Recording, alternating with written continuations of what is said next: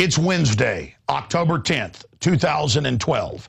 I'm Alex Jones. Get ready for an amazing edition of InfoWars Nightly News. Straight ahead. Tonight, the Travel Channel celebrates the police state with a new TSA reality show. Then, a new Swiss study reveals the super entities that run the world. Plus, caught on tape, a street brawl in Obamaville. That's up next on the InfoWars Nightly News.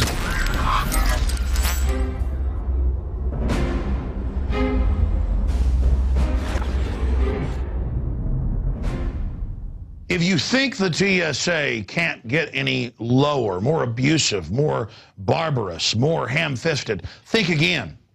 They are the shock troops, just like the brown shirts were the shock troops for Hitler to break the will of the American people. Sure, they're close to minimum wage folks that have admitted that they steal up to $1 million a year apiece and rob people and grope women, but they're hired to break your will and to destroy the Fourth Amendment, the 10th Amendment, you name it. They're hired to claim that they take you in a back room to stick their hands down your pants looking for Osama bin Laden. It's about training you that you are a slave. And the latest articles out today, this is being reported by mainstream television, KOMO-TV, there in Seattle, Washington. Dying woman gets security pat-down at CTEC, and they removed her bandages. People will beg and say, that's a catheter into my body, and they'll just rip it out with blood dripping, or a colostomy bag spraying feces everywhere. And again, they make sure and put it on the news to let you know, yes, you are scum. I've seen them try to make 90-plus-year-old people going to see their family for the last time have passengers pick them up and they can't walk and they're crying and the TSA's like, freeze, freeze, freeze. It's all an act of total domination by the bureaucratic class against their enemy, the American people. It is the communist, globalist, fascist, totalitarian, whatever you want to call it. It's all the same thing in the final equation, just different variants of domination. This is their psych warfare Skinnerian system of total control. Steve Watson continues, breaking it down. TSA sinks to new low, humiliates woman dying of cancer, screener strip surgery bandages in full public view, break open IV bag with pleasure. Hit her and hit her hard, break her will. Mission accomplished, it's Miller time. So that's what's going on. It's totally sick. I shouldn't laugh. But if that isn't bad enough, the TSA now goes to local cities in Texas. I saw one in New Mexico, and they go, sure, your local police aren't allowed to take girls at the junior high prom and grab their genitals. But if we certify them, they are. And federal judge orders, what was it, in Santa Fe? In fact, guys, they won't believe it. Pull that up. TSA searching people at prom in Santa Fe, New Mexico. And they said, well, you're here. You waved a magic wand. FBI can't do it. State police can't do it. Local police can't do it. But, hey, I've had an 8-hour training course as TSA. I can read minds. They actually say that. Oh, grope your daughter. It's like, power wand, power wand. Pull it up. Santa Fe, New Mexico. TSA at prom. You'll or judge rules TSA must be at. Yeah, we'll pull the that report up for you. But as we're finding that article, because we're here, just go to Google, go to the NSA search engine, teleprompter free. Let's move to the next thing. Travel, airport, 24/7, Miami, awesomer power, ladies and gentlemen. And who needs the English language when you've got awesomer power? They show in the photos on the site the grabbing of the breast, the grabbing of the genitals, the acts of submission. They're very, very proud of this on the Travel Channel. Get your proctology exam for free. We're going to put you in a radiation machine and scan and save your naked image. We're going to make fun of your genital sizes. They've admittedly done that. It's all fun. We're going to show you your naked body. Look at that person on a power trip just enjoying it. I mean, they hire the lowest bottom feeders, the brown shirts, to do this. But Darren McBreen took the trailer and slowed it down, and it's just full of subliminals that you couldn't pick up in real time when you play it. But if you pause it, it just, you know, oh, the TSA saves our military. Oh, they fight terrorists. The idea that at Miami they fought somebody. And there's the key. Oh, my gosh, this guy had some cash. What is this? What is that? You know, I couldn't be a toilet attendant in regular life, but now I'm going to stick my hands down your pants. And then they've got ladies going, freeze! Everybody stops in their dog training because it's even more awesomer power. And, oh, they found a gun. Oh, guns are evil. They're keeping us safe from Al-Qaeda that the government publicly runs in Libya and Syria, and they have them attacking all these different countries. So absolutely, totally disgusting. And they did find it. They did find the article about they're at the prom now because Al-Qaeda, that the government runs publicly, they are there to attack. But and again, the TSA, if they come to your security group or police, they go, no more Fourth Amendment, no more 10th Amendment. If we come and train you, well, then we can magically stick our hands down your pants.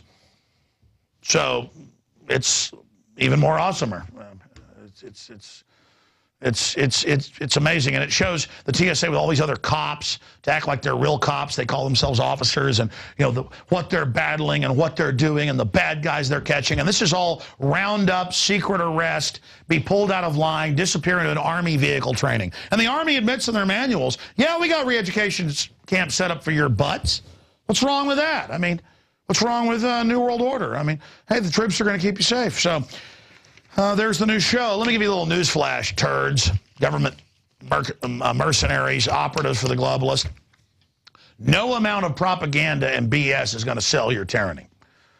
You may have half the public on the government mammary gland sold out, taking Prozac, doesn't know what time of day it is. But you don't have us all, scum. And we are going to expose you and your bosses that stage 9/11 and the Al-Qaeda groups you run and the narcotics you ship into this country. I don't care how awesome your power is. Okay, let's move on to our story from a month ago that's now in Salon, Huffington Post, Associated Press. Again, InfoWars and you, the supporters, forcing this out. We have the San Antonio family here in studio who are protesting. They got to wear satellite tracker RFID around their necks that track them at home and at school. And they have Department of Defense AI computers watching what they eat and what they do. And Huffington Post, Texas school district reportedly threatened students who refuse tracking IDs, can't vote for homecoming, can't go to the prom, can't go to events. Now, they are enemies because they won't wear the slave tracking grid that even tracks them at home. I mean, they think it's bad that government-issued laptops are watching them at home. I mean, they think 1984 is a dystopic novel and not a dream vacation manual. Of where everybody would like to be transported. So we're going to get that family back in here. Evil family standing up for freedom. I mean, these are despicable people. Swiss study moving along now from the national ID tracker systems. Swiss study shows 147 technocratic super elites rule the world. That's their words. A mere 147 corporations, which are actually about 14. Those are all interlocking, which form a super entity, have control of 40% of the world's wealth. And a Russian study says about 80. But they're the ones that want to shut down the middle class because those are the people that actually just want to buy their own phone and don't want the Obama phone that we're going to cover. And they have a map in that article, actually, a computerized map of the super elites and how this all breaks down. And by the way, you might want to know the super elites don't just want to own and run everything. They're obsessed with something called eugenics. And they're putting cancer viruses in your vaccines. But hey, I mean, the vaccines are free, like an Obama phone. So, I mean, it's got to be good. Meanwhile, we're the elite themselves run to hide. They want the 200,000-plus army that hasn't been beefed since pre-World War II. The Swiss are preparing for race wars, total European collapse, new government study. Switzerland prepares for mass civil unrest in Europe. Race wars, total collapse. They're gearing up, but again, we're extremists. You shouldn't be getting firearms or ammo, even though Homeland Security's bought $1.6 billion since last November, less than a year ago. And continuing along with the next piece of news, EU-funded group outlines draconian population control for the next 40 years.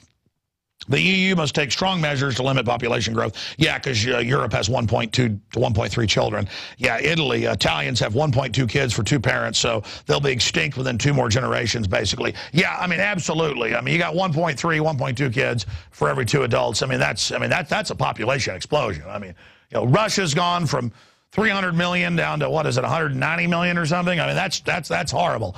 The West is dying, as Pat Buchanan wrote. I'm going from memory on the Russian statistics. Give me the Russian population. I know it's imploded, but that's a population explosion. And Al Gore says polar bears can't swim and they're all dead, even though their numbers are up 5-fold since 1955. But I'm one of those weirdos that's into facts. I mean, you know, I don't want to be down at the local bar. I'm not chasing after, you know, Sally Rottencrotch over here. I'm just actually trying to defend liberty, so I'm a bad guy. Oh, it's worse. Oh, I'm sorry. I'd said from 300 million or 270 million or whatever it was, 160 or 70. I'm sorry. It's 141 million. The operation's going well. There you go. Exploding Europe and Russia. Yes. So there you go. But again, I've got facts. I mean, that's a bad thing. I mean, why not just love Hugo Chavez? We're going to be breaking that down coming up in a moment. There is that report. The EU must take strong measures to limit population growth both in Europe, but most importantly in the rest of the world in the face of increasing demand and time when technology innovation is stagnant. Oh, really? Because you're stagnating it on purpose? And global shortages exacerbated by monopolies of fossil fuels and agricultural land are pushing up prices in some European countries, life expectancy strategies, in others it falls. So there you go. Yeah, because you're killing people with different injections. Our demographics are dying as well. So there's the globalist model being carried out. Now, I'm going to get into public law saying the government can put cancer viruses in your vaccines and nerve gas St. Louis and kill your daddy. We covered that last night. But yeah, we should trust the government, though, even though they have thousands of tests killing us on record. You shouldn't trust somebody that can talk like this teleprompter free, though. That's people say, man, you're scary, dude. You know all these facts, and you talk, and you're upset. I mean, I know, I'm a throwback. I've got to admit it. Caveman, you know, I don't want to be a slave. I'll be honest about it. But anyways, let's go ahead now and go to this big breaking report by our own David Ortiz. He went out in Austin, Texas, where we're based, and talked to people about, well, the Obama phone. Is it good to take one group's money with a tax on their phone bill and then give phones to other people so they can get Obama messages sent to them? And we'll break down what they had to say. And then, amazing video of folks in Austin, including yuppies down on the river, but also in the poor East Austin, saying they believe that Obama gave them $200 to vote for him, and that if the government gives them free money, they're going to take it. They believe that is a good thing, and they believe being jellyfish-like is powerful. You're going to see some amazing dehumanization here in a moment, but first, here is David Ortiz's report.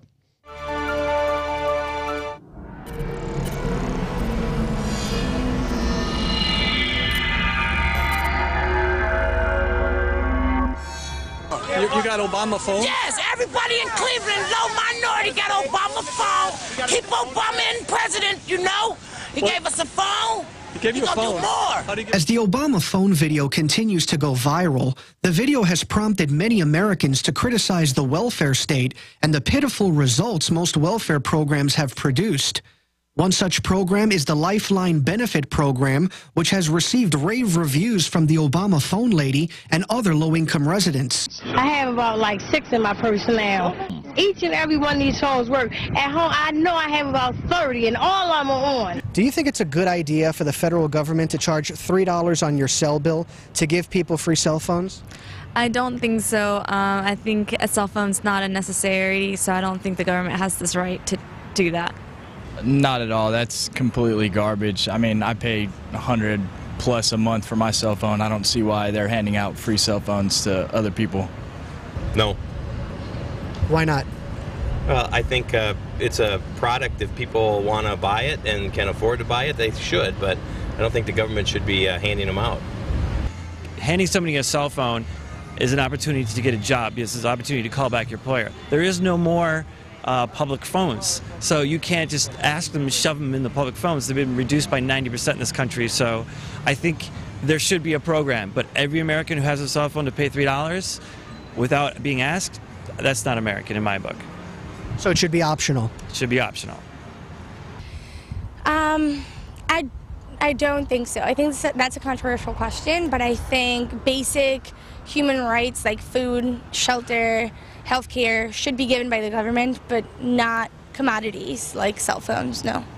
Yeah, you see, I do have an issue with people reducing really complicated issues down to quick sound bites, and that generally people that are receiving government benefits aren't like living the high life and living in comfort. So I don't really have a problem with following the edict of helping the people that need the most help. I do. I think it's important to give a little to get a lot, and obviously we've all gotten a lot. I went to public school. I drive on the roads. I ride my bike in bike lanes, so I do believe in giving money so that other people can have something that I already have. Generally speaking, I don't have a problem with providing poor people with cell phones, especially when those poor people are women with children, and without cell phones they find themselves in danger. We don't have pay phones anymore, so people can't just like walk around the corner and use a phone. So a low cost, bare bones cell phone for safety only makes sense. The FCC, which oversees this initiative, says phone ownership among this group has increased by an estimated 12% since the program began in the 1980s. According to the Cato Institute, since President Barack Obama took office, federal welfare assistance has increased by an estimated 41%. The organization also notes that over the past half-century, both the federal government and local governments have spent an estimated $15 trillion trying to combat poverty. However, during this time, the poverty rate has only decreased by about 4%. Is that stealing? I think it is, because it's not the citizens' rights. I mean, it's not the obligation of the citizens to pay for other people's cell phones. It's stealing in a sense. I mean, not over, like, in short, yes, it is. What if it went to poor people?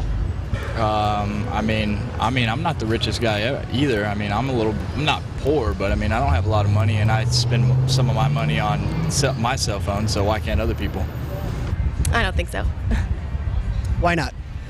I think we all get a lot from the government. So I got roads, I got public school, etc. So I think public services are for the good of everybody. Well, I don't know if it's stealing. I think it's probably excessive spending on the federal government's part. I think as far as $3 go, I don't think it's stealing from the American public. But I do think, I don't know, I guess you would have to, public should be informed, is what I'm saying. So you should have access to the information of where it's going. If you don't, then I don't know if I would want to label it stealing, but I would label it wrong. Always fighting on behalf of liberty. For InfoWars Nightly News, I'm David Ortiz. So there you have it. Different perspectives from Austinites on the Obama phone and dependency. And again, we got that big Chavez report coming up with our own Max Cabrera, who was just down in Venezuela. He's Venezuelan, great IT guy, and an evil pro-liberty person as well. I've got to admit that. It's pretty shameful. He was just down there voting in Venezuela against Chavez, and of course failed. That's coming up in studio. But let's get to this next report here in Austin with Darren McBreen and Jakari Jackson. They went out and even caught a street fight going on. In fact, there's even more of this we haven't aired that isn't in this report. We're not really a boxing show or a UFC show. And then it's got some of the people in East Austin wanting all the freebies and goodies and saying, hey, if the government gives me money, it's a good deal. And people that think they got $200 from Obama, they did get $200, but the message was because you voted for him. So, hell, $200, take my soul. I mean, what would it profit a man to gain the whole world and lose his soul? Well, it would gain you an Obama phone. Here it is. Would you rather get free money from the government or own your own business? Wow, that's a loaded question. I would just rather have free money. And if it was from the government, that'd be okay? If you win a lottery, you win the lottery. You don't ask why, right?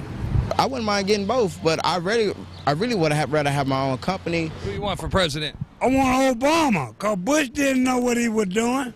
Can you name one way that he's helped you out? He gave me $200 when he became the president. You got $200 from Obama? Gave everybody that had a disability $200 when he turned president. I remember that because I got $200. You said he helped you out. Can you name one way that he helped you out? Well, he helped us out by Getting a job. Getting a job. Getting a job. To get a job, man. Low incomes, better with low incomes, Medicaid, you know, Social Security, stuff like that. Man, he's a good president. No matter who's president, they're going to take our money and they're going to distribute it out the way that they see fit. Are you for Obama or not? I don't like either of them. Yeah. Well, you got to make a choice. Would you vote for Obama because he's black? No. If someone didn't vote for him, do you think they would be a racist? No. Did you vote for him because he's black? No, I vote for him because what he stands for, man. He stands for helping people out. If someone were to not vote for Obama, do you think they would be racist? Nah, I just think they're looking for something else, that's all. Who you want for president? Gary Johnson. Okay. And are you tired of the lesser of two evils, I take it? Well, the lesser of two evils is still evil. I think what we should do is stop voting for the lesser of two evils and vote for the good, you know? Obama's the guy. It's not the lesser of two evils for me. He is the president that I think should run the country again for the next 4 years. And I believe that Obama, he helped me out in many ways. Do you like Romney or do you like Obama? I don't like either personally, but I think my position is I'm tired of the lesser of two evils. Well, I'm tired of the greater of two evils. I don't want to vote for Romney. The United States of America sucks, and I hate the snakes. Well, the reason why I think we should support President Obama because he did a lot of things. You know, who was that he caught? Saddam Hussein? Who was that? Saddam? Bin Laden. Bin Laden, yeah, he did a really good job, man. I give him 100% on that.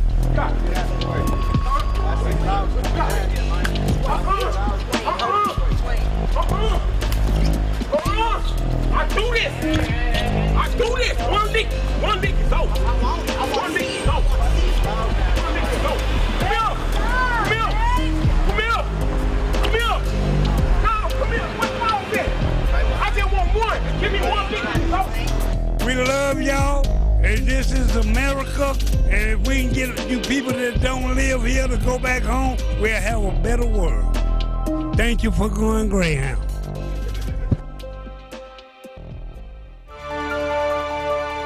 So I guess as our society implodes like Russia or North Korea or China, we can still, though, talk about it on our free government phone, which isn't free. They actually put taxes on power bills as well for the poor. But, hey, whatever. The poor don't know if it's N21 doubles their power bill as long as they get a free $20 a month phone. Now let's move to something that's foreshadowing a big report. He's going to be in studio here, David Knight. Federal court ruled last night in a lawsuit with secret toxic experiments they were doing on college students that, hey, the EPA is allowed to do Joseph Mengele-style, even lethal experiments on people, and the EPA is above the law. ATI filed a lawsuit. David Knight's worked with that group as a media fellow, and last night the news came in. Hadn't hit the news wires yet. This is breaking, that the judge said, no, they can pump in carbon monoxide and stuff on college students and not tell them that it could kill them. I mean, because the EPA is above the law. So an incredible Nuremberg overturned. That is coming up. But let me explain why this can happen. This was put into the code back in the 1960s. And we've got document cam shots of this, and also we've got some video shots of it. This is at thomas.loc.gov, Library of Congress. You can go look this up. You've heard me say Title 50, Chapter 32, subsection 1528, paragraph B. And I hadn't looked at this in many years, but Dew went and actually got it and, of course, found that I was accurate because I was covering this back when I still had a photographic memory. It's still damn good, but not photographic anymore. And you can look here in the code. I'll show people right here. It says, hey, you're not allowed to do secret experiments on people without their consent unless, and this is U.S. Title 50, Chapter 32, subsection 1528, paragraph B. And again, I've got the document cam right here. I know I'm an extremist. Someday it'll be a conspiracy theory that reading even existed as they dumb us down. They say that it's prohibited to do this for any agency unless The exemptions subject to subsections C, D, and E. This section, the prohibition in subsection of this section does not apply to a test or experiment carried out for any of the following purposes. Any peaceful purpose, and they consider it peaceful to nerve gases, that is related to a medical, therapeutic, or pharmacological, agricultural, industrial, or research activity. So if it's research, period, they can do this. Again, document cam, guys, I want to show them this. I know you've got it on screen, but right here I've got it highlighted. And then right here, any purpose that is directly related to protection against toxic chemicals. So when they radiated 4,000 plus foster kids in radiation tests, they were claiming that was for, tests to see about foreign attacks. Or any law enforcement purposes, including any purpose related to riot control. And it says in here, lethal, chemical, biological, and we'll put the closer up document on screen now, for any reason. So go read this. And when I plug this on air, people always go read the first part that's a prohibition on it. But then they'll never read down where it says, but there's waivers. And this is why lawyers rule the world, because we're too lazy to actually read the facts and get into what's going on. So here is the report by the ATI Council. The judge was uncomfortable with the EPA's claim that there is no situation in which a court could review their human experimentation on the basis that research is not a final agency action. So it says the agency can basically do whatever it wants. And that's the lawyer breaking that down that we've interviewed. And again, he's coming up. ATI files suit to stop illegal EPA human experimentation. The suit's going forward, but coming up, they had a call for an injunction to stop taking college kids and saying, oh, you want extra credit? Go sit in this room. By the way, they don't tell you we pump carbon monoxide in on your ass. Okay, I mean, that's how you kill people. But don't go do this at home, it'll kill you. And they vomit and fall down and everything. It's all real funny. Okay, so all that's going on. Because it makes these professors get on these power trips. They're all a bunch of eugenicists. I mean, it's just sickening. American Tradition Institute has called on Congress to investigate illegal EPA human experiments. And then we've got a copy here of the lawsuit. But this certainly needs attention. Let me give you the quote of the day, and then we're going to go to Max Cabrera on the collectivism and what's happening. TSA, you are supposed to be protecting us, but at this point you are terrorizing us. And that's Eli Mistal of Above the Law. Yeah, well, they're not supposed to be protecting us. Total security is a prison. And you know you're not secure in a prison. And of course, who am I paraphrasing there? Dwight D. Eisenhower, another evil extremist who said, beware of the military-industrial complex. The new Army training manuals that Wired covered last week say, if you distrust government, you are a terrorist, marked for death, which is most of the military. They're waking up. We're going to get into Chavez and what 14 years of socialism and communism does here in a moment. But first off, the new glossies are in. And we're selling what's left, not many, of the newsprint version that will be collectible. And it's great, high quality. Got a poster inside, much more. At below cost, just to get rid of those. When you sign up for a subscription, you get the first issue and the next 12 at InfoWarsShop.com. That's InfoWarsShop.com. And you can, again, get the glossy. Now, all productions henceforth will be glossy, and it is a supremely quality glossy, similar to the old Rolling Stone that was on the big broadsheet style. They've gone to a smaller style. In fact, I can show people this right here. Here it is. People will really wake up. This is a major message in a bottle right here, and each issue has a big poster in the middle, 48 pages of just absolutely key information. The technocracy, the elite's own statements, all of it in a glossy. We are now doing this at cost in bulk, or you can sign up for the subscription, InfoWarsShop.com. Now, that doesn't really financially support us because my mission is to get the word out with these. These are basically like books you can buy for $1 a piece or even less. When you really support us, you buy things like ProPure that's already massively discounted, 10% off with promo code WATER, but there is some profit there to fund our operation. The globalists, CFR, others have said they want to bankrupt things so there can't be any free market to resist them because then they control the purse strings. We've got to vote them out with our dollars. It's the only vote we've got left, like we've done on GMO, like we've done with the Second Amendment and so many other issues.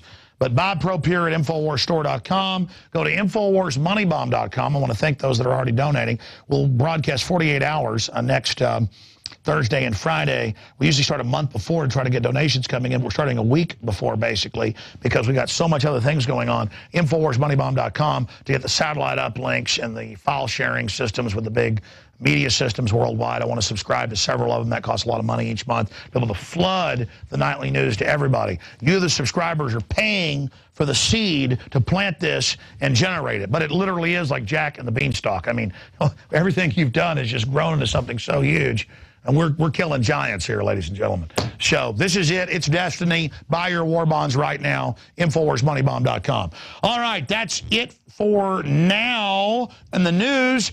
Let's turn to what's happening down south. But as you can see, it's not just in Europe or here in the United States that people have been domesticated. Most metrics show that in the last 14 years, things have gotten worse in Venezuela for even poor people, as companies are nationalized, as insiders in the socialist or really communist system, they're become incredibly wealthy. And joining us to break this down is Max Cabrera. He just got back this afternoon from Venezuela, just flew into the airport a few miles from our offices, and he went down there, even has the ink on his finger, to vote against Chavez. He's one of our head IT people and just does an amazing job, sometimes working 18 hours a day, not very Chavez-ish. I mean, what would Chavez do? And he's here with us to talk about, was it a staged election? Was it fair? Or did he get reelected because they've gotten more than half the public domesticated on the dole? Max Cabrera, great to have you here with us. Hello, Alex. Thank you. And yes, Chavez won the elections in an efficient way. I mean, the election system over there in Venezuela should be an example for other places in the world. People go over there, they vote, and they get a print receipt of the people you're voting for, and then you put that receipt in a box. After the election time is over, people are welcoming to the election centers to witness the counting of the votes. So they count the papers, and they compare it to the digital version. So they have to match. That way you can avoid having fraud. I was witness of that. I saw how they were counting the votes, the whole process, and I can say, yes, Chavez won in a democracy way. He got 55% of the voters to vote for him, and Enrique got 44% to support him. So that was like around 1.6 million of voters in difference, which I think is very sad. Why? Because Chavez got these votes thanks to dumbing down the people. People become dependent on him, on the government. Therefore, they are afraid of changing. They're getting money without working. They're getting help. So they're used to that, and they just don't want to change, afraid of somebody might take away that from them. But meanwhile, you've broken down the fact that, you know, living under Chavez for many years and what it was like before, things are markedly getting worse. We read about the power outages.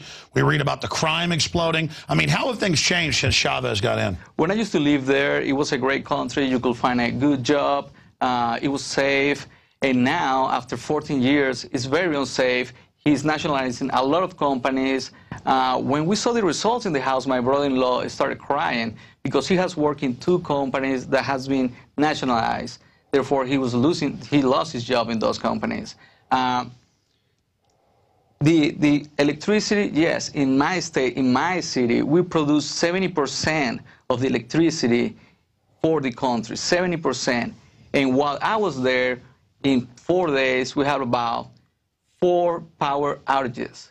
Sometimes we got 2 a day, another day was fine, and then we got 2 more. And by the way, you shot clandestine video while you voted. Yeah, that's right. That's me dipping my finger in ink, and that's symbolic, so people know that I did my right of voting. This morning when I saw you, or this afternoon, you got here in the middle of the show, we had you on the radio briefly. I said, so was it fraud? And you said, no, unfortunately it wasn't. And I mean, so I'm not putting words in your mouth. Repeat what you told me off air. I mean, how painful it is to see your people domesticated. It is painful to see that they are being used. They are being dumbed down. They are being tricked into depend on the government. And they don't realize that they should do their own way. I think it's okay for the government to provide help for those one in need. But socialism is not the way, because freedom is priceless, Alex. Nobody can provide something better for you than yourself. In the socialism, you are limited to what they give you, and you're limited to these barriers that they put in you, and whatever they give you, you have to take it. That's it. Well, we know in every socialist experiment, over time, it degenerates, it makes dependent, slob-like people, and it destroys countries. I think it was Margaret Thatcher that said, you know, socialism's great. The only problem is you run out of other people's money. And government knows that when they cut taxes, it increases the revenue. They don't just want the revenue, they want the control. Talk about, I know without saying too much about your family, because Chavez does persecute people, you were telling me off air the new concern is more persecution now that he's in for 6 more years and emboldened, and what it's like at these companies. People get laid off, you were telling me, and I've read the news, because they kick them out and put their people in, even if they don't know what they're doing. It's like, well, you're not an engineer, but you're running it now. That's right, and that's how it is. Even when I was in college, I was trying to get my internship in one of those companies, a government company, and I couldn't get into it because I signed against the president. And they told me that, listen, like, you are not with our revolution, therefore you can't get an internship here. And it's known that, yeah, you are going to be prosecuted if you are not in favor of Chavez. That happens to personal level and on the company level. I see Viva Chavez on the back of that pickup truck. Yes, he has a lot of people supporting him, a lot of people. 55% of them. And they look just like the moron Obama supporters. Again, I'm not endorsing Romney, but the Obama supporters, whether they're black, white, it doesn't matter, they have this idiot smile on their face. They wear clothes with Obama on it, and they really think he cares about them when he works for mega banks that, you know, steal 30 to 1 for corporate welfare, banker bailouts. It's literally, Tarpley's broken this down, Dr. Tarpley, $30 go to the bankers for every dollar of chicken feed they give these people. But they don't care. They say, hey, I got an Obama phone. And you were telling me that there's a Chavez phone. Maybe, you know, maybe Obama is looking to Chavez, because Chavez has started doing that years ago. He was giving away phones, cheap phones, and giving them away for free to the people to get them happy. He was offering so many things. He offered giving them houses, and he did give houses to the people, but without the title. Therefore, the government still owns those houses. They're just tricking to believing like you can live there as long as Chavez is in power. Well, I mean, I saw that early on when he first got in 14 years ago. I was like, wow, he just took national parks and let people strike claims on it. At first, he did some stuff like, oh, getting rid of government land. Well, that's actually a free market thing. But then over time, he just gets worse and worse and worse. I mean, describe for people who haven't lived in Venezuela what the continuum has been like, how things have changed. Okay, at the beginning, he was seen as a real leader, somebody that cares about the country. So he got a lot of supporters because of that. He was very poor, and then he wanted to help the people. But he never came out saying, we're going to apply socialism. He did say, we're going to distribute money to the people, the money that belongs to them, and help them out. So people started following him because they needed help. 80% of the population is poor, so they need some help. After that, he started taking over private properties like buildings, lands. He started with the lands, empty lands. If you will own land. Well, first it was government land, but then it was private land. Yes, it was after the government land. He went after the private land. So if you will have acres and acres because your father gave them to you because he bought them years ago, and if you're not using them, then anybody will have the right to take it away from you. And there were several cases where people with huge lands that had their industries there, they were taken over by other people just because those areas weren't being used by the companies, and nobody supported them. The government... And that's how it starts, because I followed it, but you lived it. So what I've read has been accurate then from what you're confirming. First, it's government land. Well, you're not using that. That makes sense. That's what you're supposed to do, is you have people come and stake claims to that. That's the American system, frontier system. But then next it's, oh, your corporation doesn't need that land. And then next it's, no, we're going to take the factories. Because now, how many years has it been they've been taking over all the industry? They have been taking the factories. They have been doing that for the last 12 years already. Wow. And so within 2 years, they started doing on this. Yes, exactly. At the beginning, everything was like he was just a good leader for the people. And suddenly he started just going down on the private sector. It's really hard because the private sector realized the plans that he had about limiting the amount of profits they could have, and he started just choking them. Like Chavez said, okay, let's limit the price of the meat. You can sell meat at this price, but your production cost is higher than that. So the companies wouldn't be able to stay there, and that some companies were able to manage that. That didn't work for Chavez. So then he decided just to take over those companies. Because that was always the plan. That was. It's like healthcare. This is meant to bankrupt things, so government fully takes it over. Exactly. So basically, the government wants to be the hero. They are saying, okay, these companies, they can't supply. We're going to take over these companies, and we're going to be now the responsible for your food. Because that's how a government bureaucrat, not just the ruling elite, they're monopolist, that's how they build their own little bureaucratic empires is, well, I'm a bureaucrat. I'll have government take over your company, or take over this park, or take over this land, or take over this scientific institution, so they can be little petty rulers.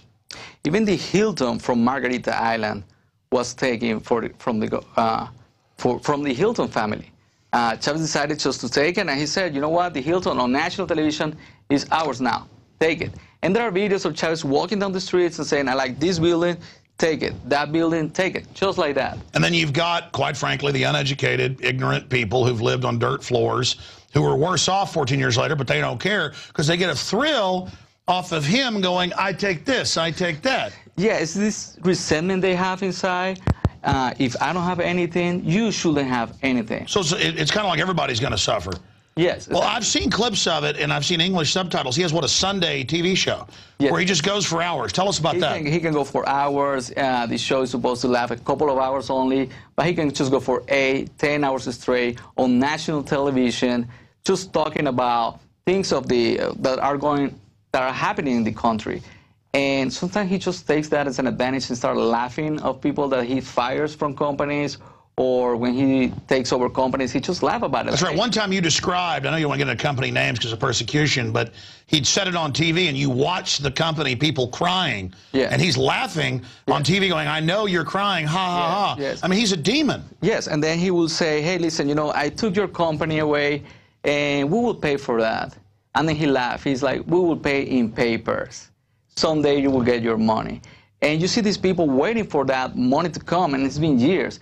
So what it was, something that was providing for family and other people, it gets to an end, and it doesn't work anymore. I have friends that they work in a steel factory. One of the biggest in the world is called Sidor. And they tell me, Max, listen, we have been working in this company for over 25 years. This is our life. Our company was working fine. Chavez took over, and after a month, the company is not the same. It's not generating profit. It's now in the bankruptcy.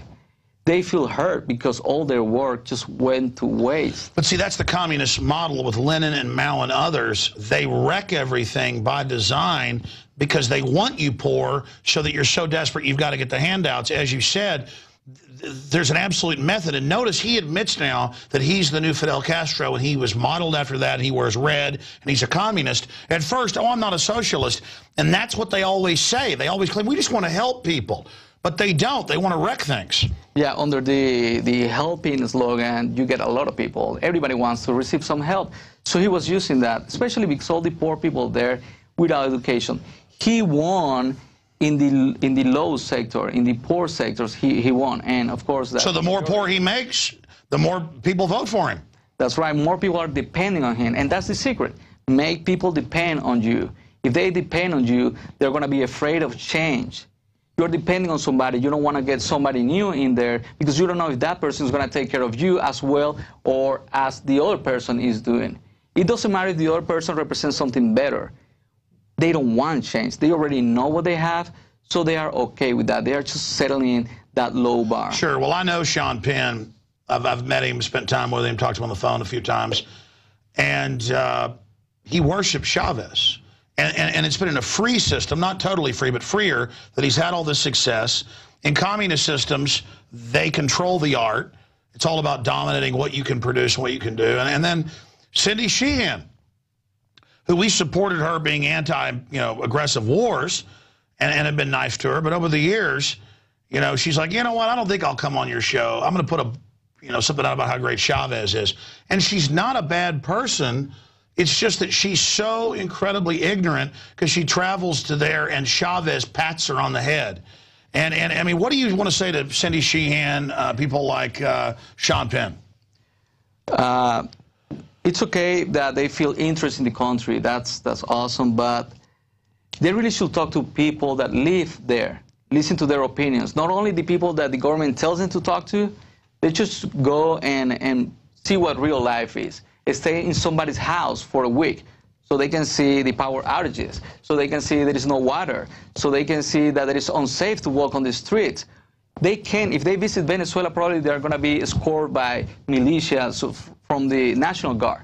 And I think it's the ego. I think some of these people like the militarism and they like the VIP treatment of marching around with the president of a country. I mean, it's really sick, though. I mean, look, I've studied communism and socialism. It's a nightmare. It always produces crap. And the bureaucratic class loves it because they can compete in that system. They can come and take what I've done. And then you've got the ultra-rich usually funding communism as a way to consolidate power for themselves. And they want people dependent. The founder of the Rockefeller family said competition's a sin. John D. Rockefeller. And I sit there and watch MSNBC and others get billions of dollars in banker bailout and stimulus. Hundreds of thousands sometimes per reporter of my tax money. And then I watch all these globalist companies like Apple and others get free taxes, money, free buildings in cities everywhere where they have the worst factories in the world in China, getting rich off communist generals that run slave factories. And I'm just so sick of their fake moral authority and their garbage. Does that mean I then endorse Republicans who are crony capitalist monopoly men pushing socialism as well? That's what's scary. I watched the debate with Obama and Romney debating how many goodies they were going to give us. And so they've gotten half the population on the government tit, and it's pretty much going to be game over soon, and it won't matter. And they're talking about shutting down alternative media. They'll just come shut us down, and then they can ruin America, and they win because they've got giant throngs of people under democracy. Because democracy, if 51% say kill the other 49, it happens. In democracy, if 51% say take over, Max Cabrera's little, dad's little company and give it to a bunch of lazy commies. So what if it all falls apart? That's just what we do. We get to still feel powerful and say we run a company. I mean, it's so disgusting. But, I mean, that's the point, just in closing, I want to make on that and then get your take on it, is that they just wreck society over and over and over and over and over again, and they know what they're doing, and it's funny to them, and they want to get people dependent on them. But in a republic, it doesn't matter if 99% say, we want to kill everybody from Tennessee, or we want to kill everybody from Venezuela, or we want to make people slaves. What if 51% said, hey, we want to make black people slaves again? In a republic, you can't do that because they're protected. And that's the difference between a republic and a democracy. A democracy is two wolves and a sheep voting on what's for dinner. That's right. That's right. And in Venezuela, we have this socialism that is really providing the people free votes.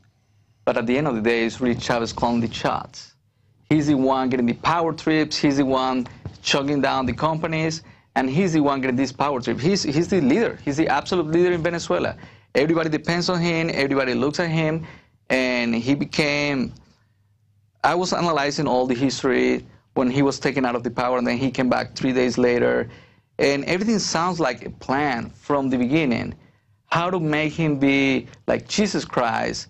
He had cancer, then he came back. Yes, and that was the latest thing. He got cancer, he was going to die, nobody knew about him. He would go to Cuba to do treatments. He will disappear for weeks, and then he will order things through the Twitter. And then he came back, and now he's just fine. Well, he came back first without hair, looking really bad, and now if you look at him, he looks healthier than ever. I think everything has been a plan since the beginning to make him look like this great person, this great leader. Well, I mean, it's the model. The globalists, they're exempt from all the laws they pass. They put communist, socialist, fascist command and controllers in. Carroll Quigley, the head of Georgetown Political Science, Bill Clinton's mentor, he wrote a 1,400-page book. We sell it at InfoWarsStore.com, where he just brags. We fund communists, we fund socialists, we fund fascists, we fund monopolies. because we want to make you dependent. That's what it's all about, because for the controlling class, they don't want to compete. They don't want to be in a free system. Right. And so Chavez, after 14 years, has wrecked the economy, nationalized. Doesn't matter if there's power outages every day. Doesn't matter if there's less food. Doesn't matter if stuff's collapsing, because now everybody's fighting that much harder over the chicken feed, and all of it comes to him from Chavez. That's right. So he doesn't have competitions, as we saw in these elections. Everybody is depending on him. Therefore, nobody can compete. I saw the opposition going to these poor neighborhoods, telling them how good things could get in another process, and they told them, okay, give us money and we will vote for Capriles. And they say, like, we don't have money to pay you to vote for somebody. We are here to show you the opportunity. And they will say, okay, then give me some clothes, something that I can wear, and I will vote for Capriles. And then again, we can provide you with that right now. We can help you. We are not here to buy your vote. We're here to show you an opportunity. And they will say, well, Chavez is giving us money, so we're voting for him. Even though it devalues the money. And that's what the Federal Reserve is doing here now. Flooding everything with dollars, but only to the elite. And then a little bit of chicken feed trickles down. They call that good. Earlier, we had pieces here in Austin. We went downtown to the nice area, down on the pedestrian bridge. But we also went to East Austin. We found people in the trendy area, which is like wealthy yuppies, and in the poorest areas, saying, well, hey, yeah, if the government gives me money, I'll take it. You don't ask when you get a lottery ticket. And they're like, but it was stolen from somebody else. They go, I don't care. I mean, it's really scary. Hey, listen, in Venezuela, people can't buy dollars. They can't. It doesn't matter how much money you have in the bank. If you want to buy dollars, you can. If you're going to make a trip outside of Venezuela, like coming here to the U.S., my family, they come here, and they're only allowed to get a credit of $2,500 a year in a credit card. So if they make a trip, they only have that to spend a year. And that's to control your movement. They control the dollars. And then if you want to buy something online, you are limited to $400 a year. So basically, you have $2,900 a year that you can spend, no matter how much money you have in the bank. If you could afford $1 million, it doesn't matter. You're not approved for that. And that has created a big inflation in our country, because now people that have stores that they import products from here or from the rest of the world, they have to pay in dollars. So what they do is they have to go, and instead of paying 4 bolívares per dollar, they have to pay 12, 10, 11. Therefore, all the products that we're getting in Venezuela are extremely expensive. So again, it's all about government insiders rigging things so they can consolidate control.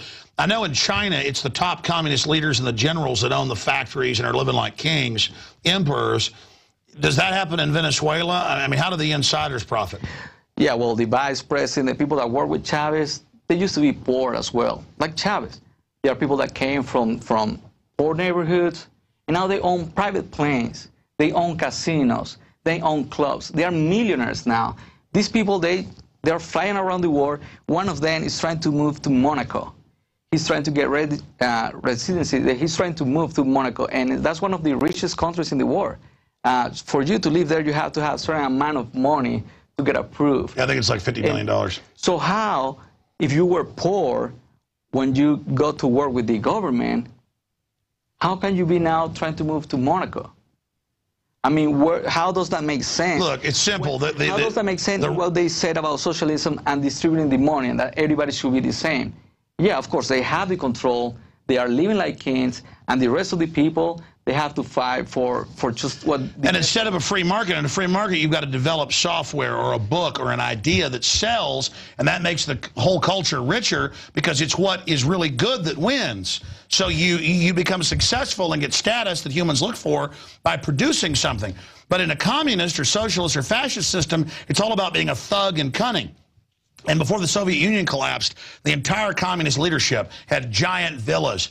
The intelligentsia of the countries would doll their daughters up and send them out as whores for the communists to have, hoping that their sons could get a job if their daughter was a good enough whore to the commie. You know, The Lives of Others, is a film about a true story in East Germany, where where the actresses had to do all this stuff with the communists just to even be on a play, and how the writers, even if they were jealous of a writer, they would just put them in prison. Just I mean, it was all just a bunch of pigs showing off to people, turning loose the worst of society.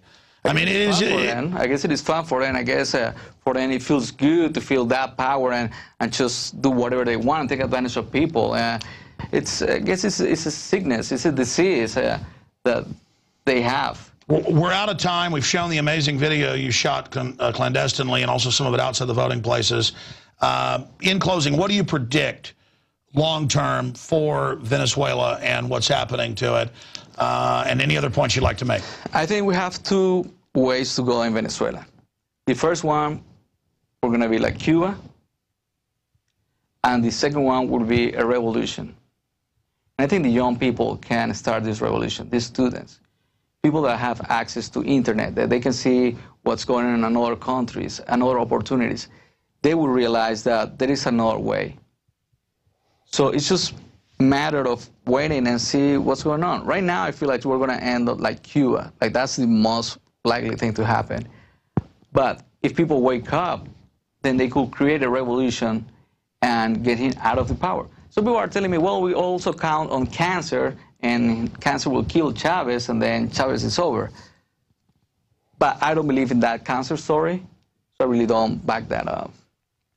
Well, we need to, plus there's communists behind him. They're just going to step in when he dies. I mean, we've got to discredit that system and show people, do you like being a domesticated animal that relies on Chavez, and they have this reflected glory off of him? It's very, very frightening, and it's a new world order. There's nowhere to run from it. So we've got to take America back. We've got to take Venezuela back. We've got to take Europe back. We've got to take every country back from this. Max Cabrera, thank you for spending time with us. Thank you. Glad you got back from Venezuela. Thank you. All right, folks, we're going to go to break and come back with David Knight's interview he's going to be doing. He's going to come in here and do the interview here in just a moment. Looking at a federal court ruling, we're going to have breaking news here because he's actually worked with the group that's filed the suit. It's incredible. A federal court has ruled that I covered some of it earlier, that the EPA can do Joseph Mengele-style, even lethal experiments, and that they are above the law. So coming up, the EPA above the law, secret human experimentation gets exposed. The court says we have no jurisdiction over, well, the EPA. Congress lets them do whatever they want. That is coming up. Breaking key information with David Knight straight ahead.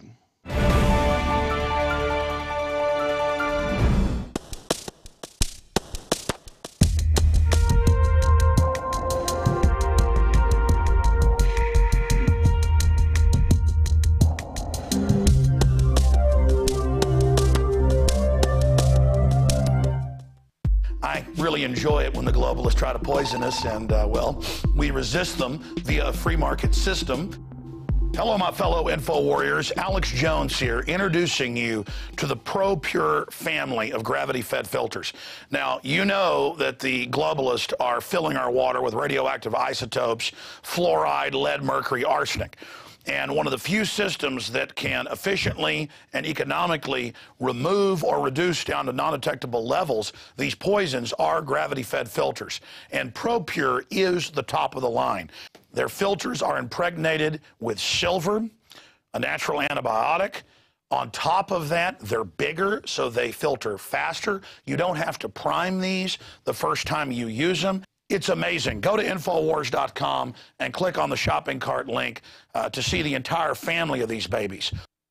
Now, the fluoride they add to our water is so tiny that most filters can't cut it out. But ProPure has their system that will, again, reduce it to non-detectable levels, almost get all of it out of there. That's also available. And if you look at the different systems they offer, the ProPure Big Brush Finish is on a stand, so it's easier on a table or at your restaurant or wherever you have it to go up with a glass or a mug and fill it up. Then there's this big baby right here, the ProPure King large version. Got a lot of different options that come with it. Also, they have the ProPure Big, probably one of the best values out there. And of course, it's burnished stainless steel. And then what I use on my my RV, something that's great for your hunting cabin or the back porch, is the ProPure Traveler. Small and portable, but packs a huge punch, cleans out all that garbage.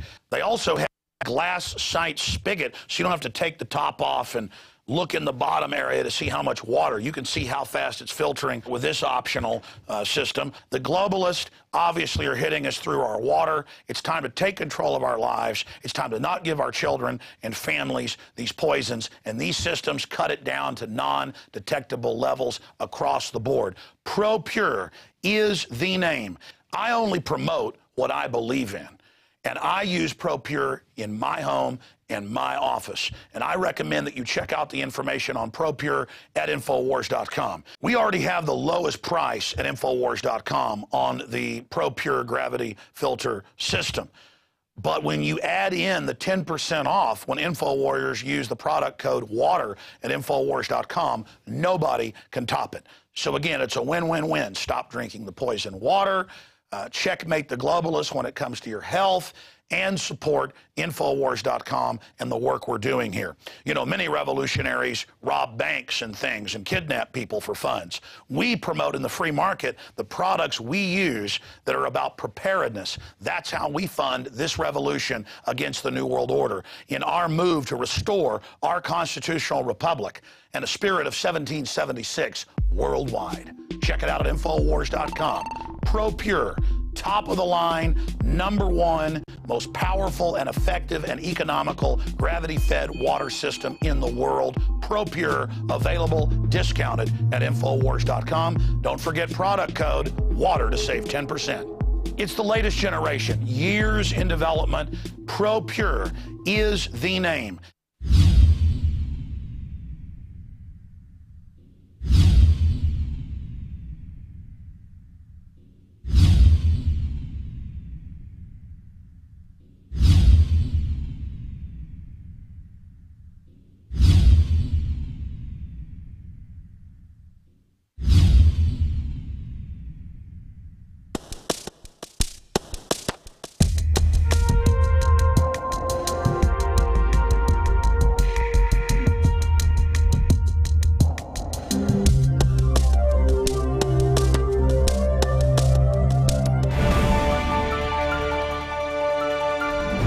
Welcome back. I'm David Knight.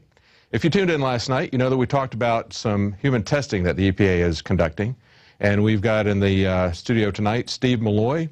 He runs the website junkscience.com. He is a biostatistician, and he's working with the ATI Environmental Law Center. Steve, we've got a new court decision. And but before we get into that, we want to talk to you about just kind of briefly bring people who didn't hear this last night, kind of briefly tell them what the EPA is doing that you're trying to stop. Okay. There's an air pollutant. It's called PM 2.5. For the last 10 years or so, EPA has been telling the public about how deadly this pollutant is. EPA says there's no safe exposure to PM 2.5. EPA says that any exposure can kill you, and any exposure can kill you within hours or days of you inhaling it. Mm-hmm. Now, and this sentiment has been, it's in EPA's 2004 scientific assessment of 2.5. It's in a 2009 scientific assessment. EPA Administrator Lisa Jackson has testified in Congress that PM 2.5 doesn't make you sick, it just kills you. EPA Air Chief Gina McCarthy has written to Congress telling them that there's no safe level of exposure to PM 2.5. EPA itself, in its documents filed as part of our lawsuit, has admitted that PM 2.5 can kill you, can kill people involved in these experiments. So I found out about a year ago that EPA has been conducting these human experiments with PM 2.5, and so I filed several Freedom of Information Act requests and enlisted a bunch of data, and out of all that data, thousands of pages of documents, I discovered that not only is EPA testing this deadly PM 2.5 on people, but they're lying to them about the effects. Keep in mind, EPA has said this stuff is deadly. It's so deadly it can kill you within hours of any exposure. when EPA experiments with these people, they get them to sign these consent forms. And the consent forms only say, well, the worst thing that can happen is in some particularly sensitive people, there may be some coughing or wheezing that'll go away in about 2 hours. Right, and they were actually feeding diesel exhaust into the testing chamber, straight into these people, right? Since 2004, all the experiments involve PM2.5. PM2.5 is a major component of diesel exhaust and really all auto exhaust. And so not only has EPA been piping what they can claim to be a deadly toxin into the lungs of people and then lying to them about it, the people they're pumping the diesel exhaust and PM2.5 into, they're elderly people as old as 75. They're people with metabolic syndrome. They're moderate asthmatics, in some cases combinations of those three. So these are health impaired people. There's an ongoing study right now at EPA where they feel they have people who are genetically susceptible to pollution, to air pollution, that they are exposing them to PM2.5. So they're selectively trying to get people who they think are going to have an adverse health reaction in this testing. Yes. I mean, in essence, what EPA is doing, they really don't have any good science to back up their conclusions that PM2.5 is so dangerous. So they're actually trying to develop that in the laboratory after they've already started regulating PM2.5. Now, this court decision that came up yesterday, tell us a little bit about that. That was a temporary restraining order, right? Well, we have filed a lawsuit to get all this stopped because this violates every rule, regulation, ethical standard set since World War II governing the protection of human subjects involved in scientific experiments. In addition to our lawsuit to get all this stopped, we filed an emergency motion for a temporary restraining order yesterday to get the ongoing trial stopped, because right now there's a trial where EPA is exposing people to PM2.5 and lying to them about it. So we went into court yesterday, and we really ran into procedural hurdles. We ran into the judge wanted to know what the subject matter jurisdiction, why should this court be listening to this case? So we went in. So we presented our case, EPA presented theirs, and just to cut to the chase, the judge ruled for EPA, saying that it doesn't appear there's subject matter jurisdiction, but he let us he dismissed our motion without prejudice, so we can refile, and he suggested that we refile. We need to go back and figure out exactly how his court has jurisdiction to hear this case. But the remarkable thing about this is that here's a federal court who hears that EPA is doing these terrible things, exposing people to this deadly substance, lying to them about it, and we're worried about the Marcus of Queensberry jurisdiction rules. It's kind of crazy. Now, in the jurisdiction, was he saying that, this isn't something like you were in the wrong geographical area or something like that? When I got I got something here from David Schneier, and who's your counsel, and he said that Judge Tringa, is that how you pronounce his name? Tringa was uncomfortable with EPA's claim that there is no situation in which a court could review their human experimentation on the basis that research is not a final agency action. So that was the basis on which you say you didn't have jurisdiction, right? Was that it wasn't, when it's not a final agency action, is he saying it's not final regulatory action? Is he saying that no court can oversee whatever EPA is doing on experimentation? Was that what he was saying? Well, he was uncertain, at least, and so we have to go back and do some more homework and figure out how that can be. Courts are listening to hearing people complain about regulations that have been issued, final agency actions. This is not really a regulation, yet it's still agency action, and it's pretty final. It's pretty final for you. Yeah, exactly. When I saw this, it reminded me, you talked about violating codes that go back to World War II. And you've talked at great length on videos, other videos, about specific ways in which this has violated the Nuremberg codes, which were enacted as a result of medical experimentations by the Nazis. And now we have, the Nuremberg trials, they didn't just try medical doctors, they also tried judges who didn't stop things, right? I mean, the whole movie. They put judges on trial too. Yeah, the whole movie, Judgment at Nuremberg, was about the judges going on trial. It wasn't about trying Joseph Mengele, the people who had done things. It was about actually trying the judge who had done this. And so now we've got an American judge. So now we have an American judge saying that even when these people even when the EPA has violated at least half of the Nuremberg Code, as well as other EPA rules, as well as medical ethical rules that are in place, that he shouldn't do anything about it. That he doesn't. Yeah, David, I've got to say I was astounded. Yeah. Because we laid out a good case of how what EPA is doing is, I don't care how you slice it, it's illegal. It's a crime. You can't lie to people about exposing them to what you have determined is essentially the most toxic substance on the planet. Right. Okay? And this judge is like, well, I don't know that I have jurisdiction to hear this case.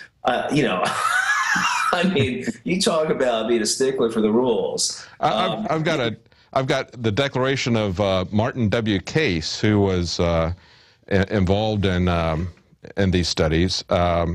He was a clinical research studies coordinator for CAPTAIN, which is the name of the study.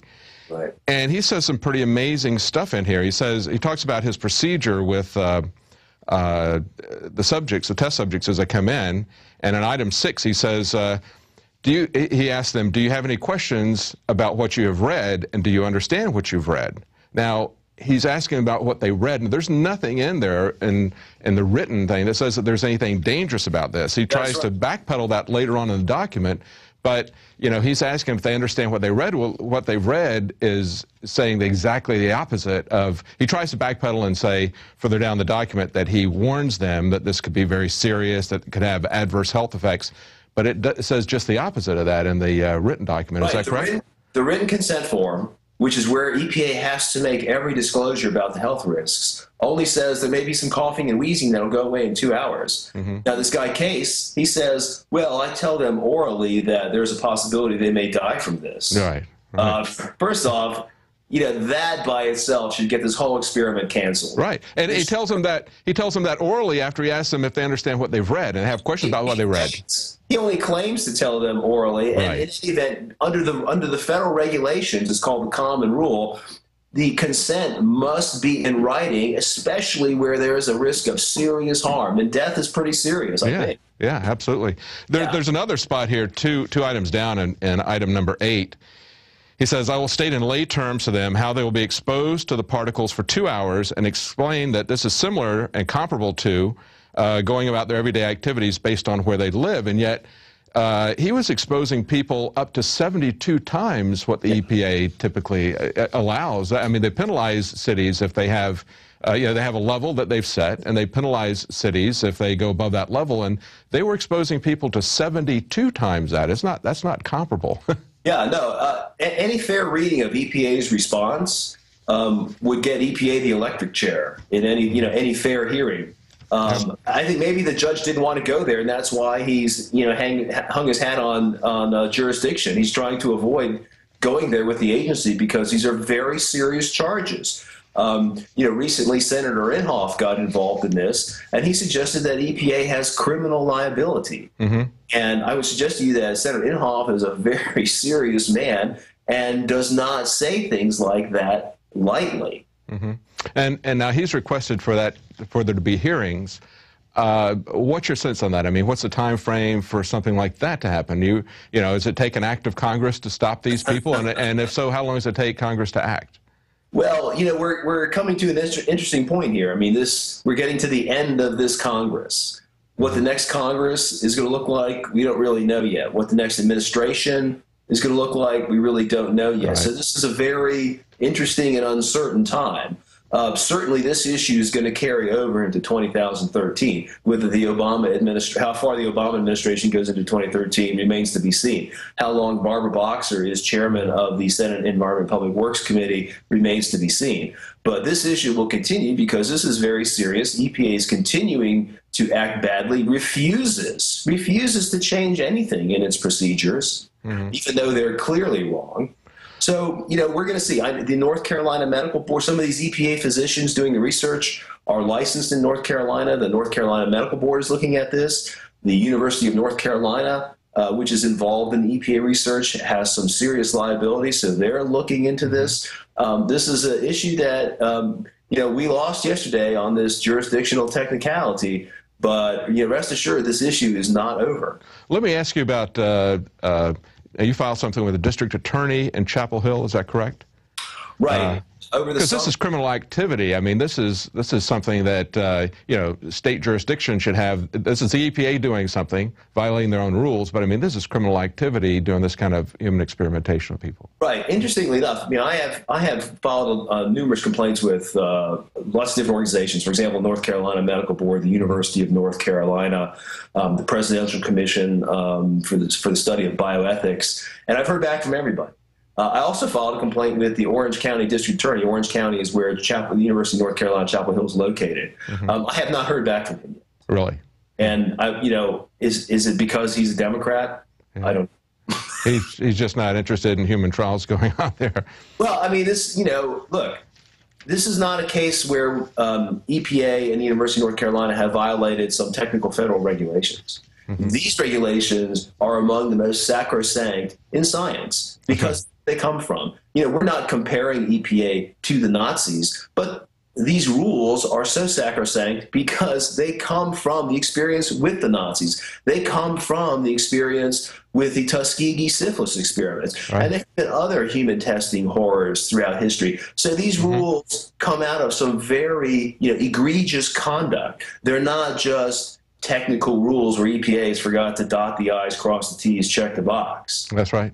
And when the government doesn't exercise any accountability over its agents, you're not going to get, you're not going to have any ethical things. You're going to have very dangerous government. We see this over and over again. And over again, we see even, I think, Jesse Ventura tried to sue over how he's being treated by the TSA. And again, the court says we have no jurisdiction. At some point, somebody has got to hold some of these actors accountable for what they're doing when they do criminal things and when they violate their own rules and regulations. Right. And look, when I went to law school, the first thing we learned was the federal rules of procedure and really all modern rules of civil procedure are meant to facilitate the hearing of the merits of the case. They're not supposed to be used as these sort of arbitrary walls, to prevent the hearing of a case on the merits. I was very disappointed. The judge yesterday, he heard what we had to say about how dangerous this stuff is and how EPA is misleading people and lying to them. And then, he's just stuck on this technicality. So now you're going to come back and try to get you're going to try a different argument with this same judge to get a temporary restraining order. Is that correct? Yeah. Well, I don't know that we're going to go back for the temporary restraining order because just the way the legal cases. I mean, we have a permanent injunction going on, and so. There may be a hearing on that sooner than we can get a hearing on another TRO. We're going to see. We're evaluating all the options right now.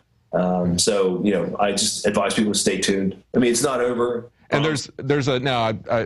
Maybe you can clear this up since you're a lawyer. There's another separate lawsuit. Is that correct, or another part of this is just a temporary restraining order, but there is an ongoing lawsuit that has been fired. There's a more permanent injunction that we've asked for, and that hasn't been heard yet. Right. But it's similar issues are involved. So the jurisdictional issue hurdle we had yesterday, that's going to come up again. Yes. And so the issue here is you're going to tell me that there are these rules under which EPA has to act, but nobody can enforce them. Right. Right. Exactly. Yeah, that's really crazy. Well, Steve, thank you so much for talking to us tonight. We're going to want to keep touch with you and find out how this goes, and maybe we can stop human experimentation here right in America. Well, that's it. I guess the EPA can do whatever they want as long as they call it an experiment. Thanks for tuning in tonight. That's the Nightly News. I'm David Knight.